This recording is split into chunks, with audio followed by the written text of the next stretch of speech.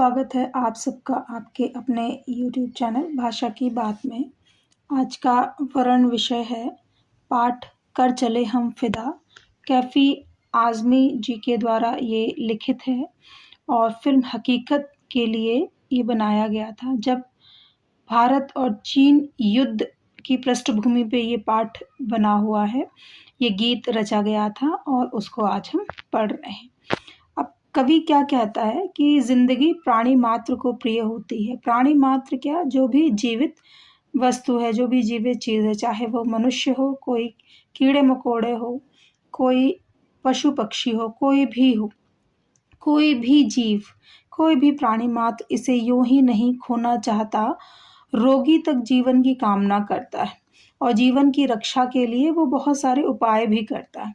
और प्रकृति ने, नेचर ने तमाम साधन भी उपलब्ध कराए हैं कि जीव जंतुओं में भी उन्हें बनाए रखने की भावना को भी पिरोया है। किसने? प्रकृति ने, कि वो किस तरह से अपने जीवन की रक्षा कर सके।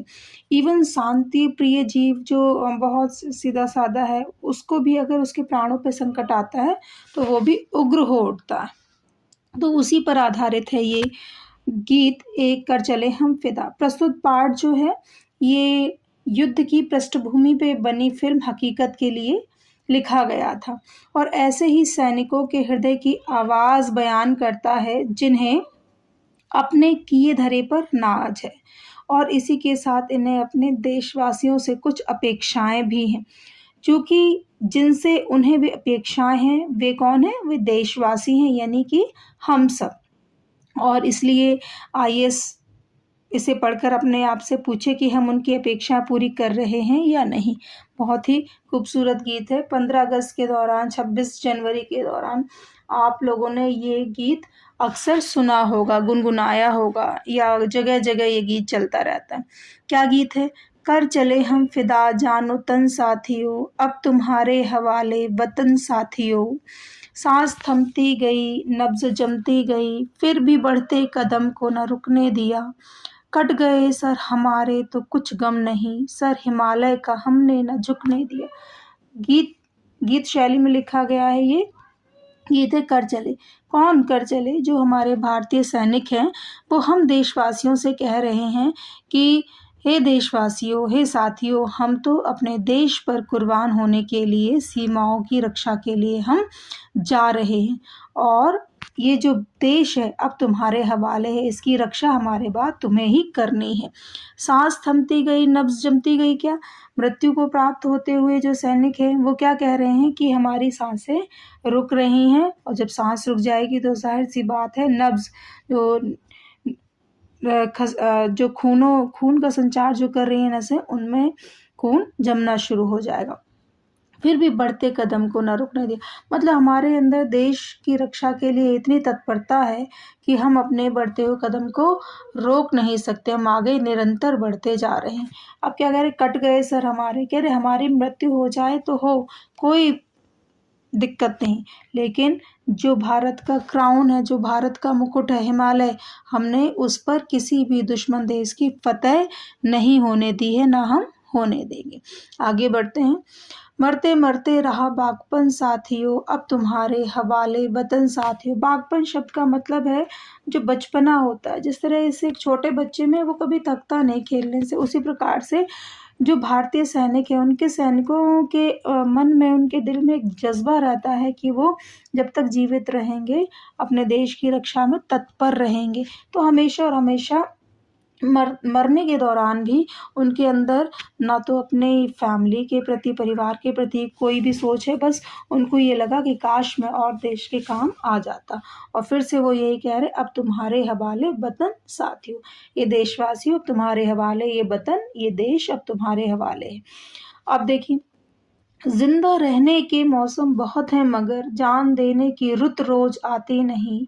हुस्न और इश्क दोनों को रुसवा करे वो जवानी जो खून में नहाती नहीं।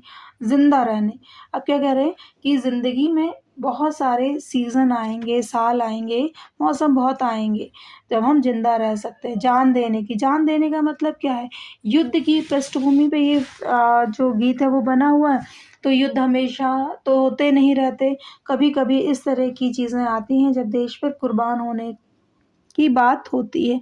तो ये रुत मतलब मौसम, ये मौसम हमेशा नहीं रहता। हुस्न और इश्क दोनों को रुसवा कर कि वो जवानी जो घूमे नाथ, क्यों आपने देखा होगा जितने भी जो यंग पर्सनालिटी होती है, जो यंग पीपल होते हैं, वही आपने आर्मी में देखे होंगे। तो क्यों यंग जो व्यक्ति है, यंग जो बच्चे हैं, होश और इस मतलब वो एज जो होती है, वो एज होती है मौज मस्ती करने की, अपने आप को श्रृंगारित करने की, अपने आप को बहुत उस एटीट्यूड में रखने की। लेकिन वो जवानी जो व्यक्ति हैं, जो बच्चे हैं, वो कहाँ पर, जो सैनिक हैं, वो कहाँ पर न्यौछावर करें? देश के ऊपर। तो अब उनका इश्क और हुस्न कौन है? सिर्फ और सिर्फ देश। आज धरती बनी है दुल्हन साथियों, अब तुम्हारे हवाले वतन साथियों। कितनी प्यारी लाइन, आज धरती बनी है दुल्हन साथियों। मीन्स इसका क्या है कि जो फौजें लगातार जाती जाए, जिस प्रकार से एक दुल्हन को लाने के लिए बहुत सारे बाराती जाते हैं ना, तो ठीक उसी प्रकार से आज ये देश की धरती, कवि ने क्या कहा, किसी दुल्हन की भांति है और उसकी रक्षा के लिए हजारों हजार सैनिक बाराती के रूप में उसको बचाने के लिए जा रहे हैं। आइए बढ़ते हैं आगे। राह कुर्बानियों की न वीरान हो, तुम सजाते ही रहना नए काफिले। फतह का जश्न इस जश्न के बाद है, जिंदगी मौत से मिल रही है गले। अब किसकी बात कर रहे हैं? फतह के जश्न की बात कर रहे हैं। फतेह का जश्न मतलब क्या होता है? फतेह मतलब होती है जीत। कह रहे राह कुर्बानियों की ना वीरान हो। राह कुर्बानियों की मतलब क्या है कि अगर हमारी मृत्यु हो जाए तो हे देशवासियों, तुम लोग नए नए काफिले सजाते रहना, ताकि इस देश में सैनिकों की कमी ना हो पाए, देश पर कुर्बान होने वाले व्यक्तियों की कमी ना हो पाए। फतेह का जश्न कौन सा? जीत का जश्न इस जश्न के बाद। कौन से जश्न के बाद? मृत्यु के जश्न के बाद है जीत का जश्न। जिंदगी मौत से मिल रही गले। क्यों? क्योंकि कोई भी चीज ऐसी नहीं होती, या सैनिकों को या किसी और को पता है कि हम सीमाओं पे सीमा की रक्षा के लिए जा रहे हैं, तो हमारी मृत्यु होगी, हम जीवित रह जाएंगे। इसीलिए कवि क्या कहता है? जिंदगी मौत से मिल रही है गले। बांध लो अपने सर से कफन साथियों, अब तुम्हारे हवाले वतन साथियों। कफन बांधने की बात कवि ने क्यों की है? क्योंकि कफन कब बांधा जाता है? कफन कब पहनाया जाता है? डेड बॉडी जो होती है उसमें कफन पहनाया जाता है। इसीलिए कवि ने यहाँ पर इस बात का वर्णन किया है कि बांध लो सर से कफन साथियों, अब तुम्हारे हवाले वतन साथियों। तो अब कवि क्या कह रहा है आगे इन पंक्तियों में देखते हैं कि खींच दो अपने खूं से जमी पर लकीर, इस तरफ न आने पाए रावण कोई। तोड़ दो हाथ अगर हाथ उठने लगे, छू न पाए सीता का दामन कोई। राम भी तुम ही लक्ष्मण साथियों, अब तुम्हारे हवाले वतन साथियों। इन पंक्तियों का तात्पर्य क्या? खींच दो अपने खूं। खूं से मतलब क्या है? कि मतलब हम ऐसी बाउंड्री बना देंगे कि दुश्मन देश जो है वो कांपे, कि भारतीय जो सैनिक है वो अपनी जान देने से नहीं घबराता और वो खून से लकीरें खींच सकता है अपने देश की रक्षा के लिए। इस तरफ ना, और दुश्मन देश को दुश्मनी जो करने वाले हैं उनको किसकी तरह रिलेट किया, उपमा किससे दी है? रावण से। कह रहे कोई भी रावण इस भारत भूमि की तरफ आंख उठाकर देख ना पाए। तोड़ दो हाथ अगर हाथ उठने लगे, मतलब किसी अगर उनके कदम उठे तो कदम को रोक दो, अगर हाथ उठे तो हाथ को तोड़ दो। ए देशवासियों, हम तो देश पर कुर्बान होने के लिए जा रहे हैं, तुम लोगों को ये बात बता के जा रहे हैं, अगर इस भारत भूमि पे कोई नजर बुरी दृष्टि डाले तो उसकी नजरें फोड़ दो, उसके हाथ तोड़ दो, और इस तरफ उस रावण रूपी शैतान को आने न दो। छू ना पाए सीता, ये देखो कहाँ से उदाहरण लिया है? हमारे इतिहास से उदाहरण लिया है, रामचरितमानस रामायण से, कि जिस प्रकार से सीता को रावण हर के ले गया था ना, तो फिर राम और लक्ष्मण पूरी सेना के साथ उसका दमन करने के लिए गए थे। तो ठीक उसी प्रकार से यहाँ कवि ने लिया है कि हमारी जो भारत भूमि है किसके प्रकार सीता के समान पवित्र है। और क्या कह रहे हैं सैनिक क्या कह रहे हैं कि राम भी तुम ही लक्ष्मण साथी हो।